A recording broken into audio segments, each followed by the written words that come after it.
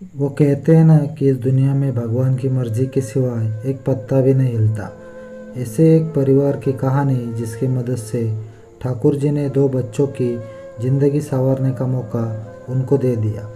ये कहानी है दिल्ली के एक छोटे से परिवार की, आदित्य और उसकी पत्नी की ये कहानी है। आदित्य और उसकी पत्नी शारदा कई महीनों से वृंदावन और मथुरा जाने की सोच रहे थे, मगर उन्हें छुट्टी न मिलने के कारण उनका हर बार कैंसिल हो जाता था।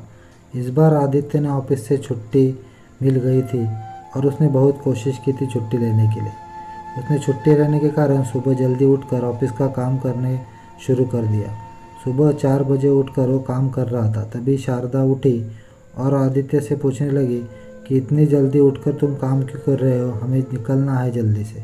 तो आदित्य ने घड़ी देखकर कहा कि अभी 4:30 ही बजे है, हमें दिल्ली स्टेशन पहुंचने के लिए आधा घंटा ही लगेगा, इसलिए तुम तैयार हो जाओ, उसके बाद मैं तैयार हो जाऊंगा। और शारदा जल्दी जल्दी उठकर अपनी छोटी बेटी स्नेहा को भी तैयार करने लग गई और आदित्य भी वो अपना काम ख़त्म कर कर वह अपनी तैयारी करने लगा। और आदित्य ने फिर से घड़ी देखा तो घड़ी में टाइम हुआ था 5:30 बजे थे।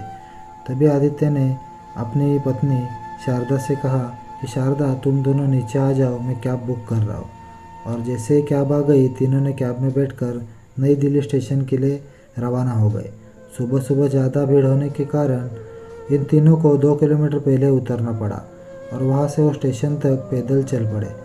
वहाँ जाने के बाद उन्हें पता चला कि मथुरा की ट्रेन तो छूट गई। ये देखकर उसकी पत्नी शारदा उस पर गुस्सा करने लगी कि क्या फ़ायदा इतनी छुट्टी लेने का, तुम सुबह सुबह अपना काम करने बैठ गए और इस वजह से हमारी ट्रेन चली गई।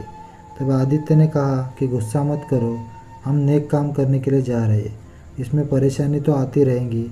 हम एक काम करते हैं, हम बस से चले जाते थे। तीनों ने वापस से कैब के पास जाकर कैब वाले से कहा कि हमें बस अड्डे पहुंचा दो।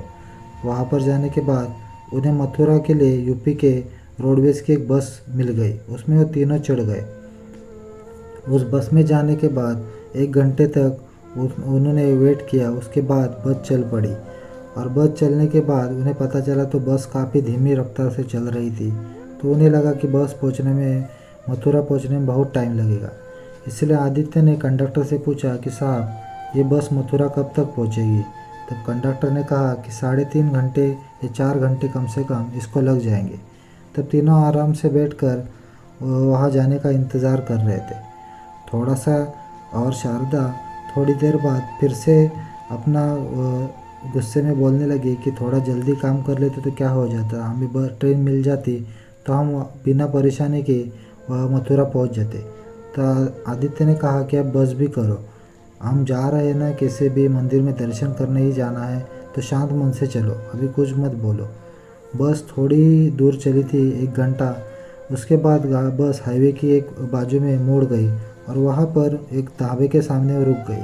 और ढाबे पर रुकने के बाद उन्हें लगा कि अभी बस को बहुत देर लगी और मथुरा पहुँचने में बहुत टाइम लगेगा, लेकिन फिर भी वो तीनों कुछ नहीं कर सकते थे। इसीलिए तीनों नीचे उतर कर और ढाबे की कुर्सियों पे बैठ गए।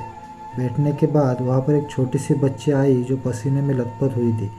और बच्चे ने आदित्य से कहा कि साहब लस्सी पी लीजिए, 10 रुपये का गिलास है। यह सुनकर आदित्य उस बच्ची की तरफ देखने लगा। उस बच्ची के हाथ में एक स्टैंड था, उसमें 4 गिलास लस्सी के थे और बच्ची के कपड़े भी फटे पुराने थे और वो पसीने से बेहाल हो गई थी। आदित्य ने कहा कि ठीक है बेटा, 3 गिलास अपने टेबल पर रख दो। तो शारदा ने कहा कि नहीं नहीं, 3 नहीं, हमारी बेटी स्नेहा लस्सी नहीं पीगी। तो आदित्य ने कहा, उस लड़की की तरफ देखकर कहा कि बेटा तुम 3 गिलास यहाँ पर रखो। और बच्ची ने जैसे 3 गिलास उस पर रखे तो आदित्य ने उसे 30 रुपये दे दिए और पैसे लेकर बच्ची वो जा रही थी। तब आदित्य ने उससे रोका और कहा कि रुको बेटी, 1 गिलास तुम्हारे लिए है, बहुत गर्मी है, तुम भी लस्सी पी लो। तो बच्ची ने कहा नहीं साहब, मैं नहीं पी सकती, मैं ऐसा करती हूँ कि आपके 10 रुपये वापस कर देती हूँ। तो आदित्य ने कहा पैसे की ज़रूरत नहीं है, तुम पी लो, तुम्हारे मालिक को तो पैसों से मतलब है ना। तो बच्ची ने कहा नहीं साहब, अगर उसने मुझे यहाँ खाली खड़े देख लिया तो बहुत मारेगा, जब भी बस आती है तो हमें ऐसे ही भाग कर लस्सी बेचनी पड़ती है। तो आदित्य ने कहा कि कुछ नहीं होगा, उससे मैं बात कर लूँगा। तो शारदा ने कहा कि क्यों उसके पीछे पड़े हैं, हमें क्या इससे मतलब। तब आदित्य ने ध्यान से देखा कि हमारी स्नेहा से 1-2 साल बड़ी है, मगर इतना काम कर रही है, मेहनत कर रही है। तो उस बच्ची ने चुपचाप जल्दी जल्दी लस्सी पीने के लिए गिलास उठाया और आधा गिलास पीने के बाद उस बच्ची ने कहा कि साहब, मेरा छोटा भाई उस पेड़ के नीचे बैठा है, मैं उससे लस्सी पिला दूँ क्या, आधी बची है वो। तो आदित्य ने कहा कि तुम ये लस्सी पूरी पी लो और चौथा गिलास जो बचा है वो तुम्हारे भाई को दे दो, मैं उसके पैसे दे दूँगी। तो बच्ची ने जल्दी से लस्सी ख़त्म की और वो एक गिलास लेकर पेड़ के नीचे बैठे अपने छोटे भाई को दे आई। तभी ढाबे का मालिक बाहर आ गया। मालिक ने कहा, उस बच्ची से कहा कि क्या काम के टाइम पर इधर उधर घूम रही हो, ये सारी लस्सी ख़राब हो रही है, तेरा बाप बेचेगा इसे। ये सुनकर आदित्य भी काफ़ी गुस्सा हो गया। तो उसने कहा कि छोटी बच्ची पे थोड़ा रहम करो, इतनी गर्मी में भी ये काम कर रही है। तो मालिक ने कहा कि साहब आप जाओ, हमारा ये रोज़ का काम है। इसका भाई भी नखरे करता था तो मैंने इसके हाथ पैर तोड़कर उसे भीख मांगने के लिए बैठा दिया। तो ये सुनकर आदित्य को और भी ज़्यादा गुस्सा आ गया और उसकी पत्नी और बच्चे के कारण वो वहाँ पर चुपचाप बैठा रहा। और मालिक को कहा, बच्ची ने मालिक से कहा कि मालिक गुस्सा मत करो, मैं अभी लस्सी बेच देती हूँ। और मालिक और बच्ची वहाँ से चले गए। मगर आदित्य के मन में कुछ अजीब ही चल रहा था। आदित्य ने अपना फ़ोन उठाया और कुछ देर बाद वहाँ पर पुलिस इंस्पेक्टर और 4 पुलिस वाले वहाँ पर आए। उस बच्चे को काम करवाने के कारण ढाबे मालिक को गिरफ्तार कर लिया और बच्ची को वहाँ से उनको वहीं पर रखकर पुलिस चली गई। तो बच्ची ने उस आदित्य से कहा कि साहब ये क्या कर दिया, हमारी रोजी रोटी छीन ली, अब तो लगता है हमें भूखा ही मरना पड़ेगा। तो शारदा को ये सब कुछ समझ नहीं आ रहा था, तो वो आदित्य की तरफ घूर कर देख रही थी। तब आदित्य ने उस बच्चे और उसके भाई को साथ में लेकर बस में चढ़ गया। 2-3 घंटे में मथुरा पहुंच गए। मथुरा पहुंचने के बाद आदित्य ने पता किया कि एक अनाथ आश्रम कहाँ पर है।